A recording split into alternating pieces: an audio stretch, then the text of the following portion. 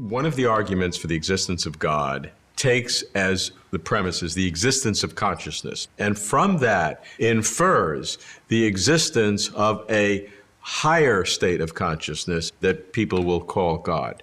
Well, the very premises of that argument are taken from empirical observations done by sciences and also in everyday life, and there's never been encountered a case of a consciousness that does not have a brain or a body.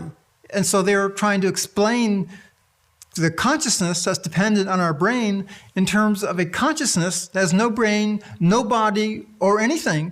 And so that conclusion contradicts the premises, because its premises are about consciousness that exists on the basis of brains. Certainly there's no example, the other example that theists can point to, but they would say that that's no proof that the other doesn't exist. The old story, the absence of evidence is not the evidence of absence. You can't exclude that. I think you can, because in every case of consciousness that's been examined, humans, higher mammals, and even down lower, in every single case, consciousness has been based on the brain. And they've identified the parts of the brain that give rise to it. And so that is a causal necessity, or a law, a necessary law of nature. But then the argument would be that because consciousness seems so unbelievably special, that is the justification to see a higher exemplification of that same kind of first-person internal awareness. I think consciousness is not nearly as special to warrant that type of conclusion. Look at human consciousness. Human beings are psychologically immature, morally immature. We're not very intelligent. We don't learn from our mistakes. After thousands of years of existing, wars still going on.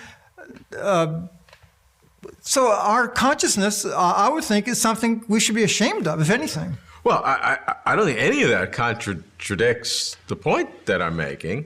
The core point of consciousness, it may cause all these terrible things you're talking about, but there's this internal experience that really cannot be explained by the physical world. Well, most people, maybe all people, are self-deluded. They believe they are somebody that they really are not. Well, look at all 10,000 different cultures that have existed, and all those different first-person perspectives and self-images. They're all different. And so the likely conclusion is this first-person perspective is deluded.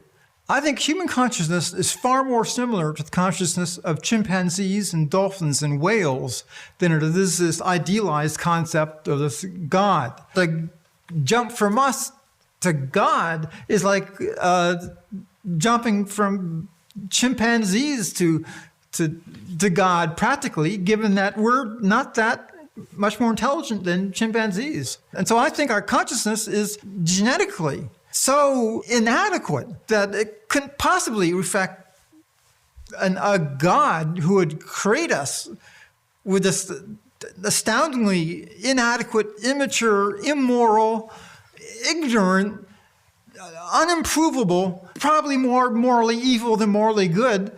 I can't believe that a perfect being would create such things as humans.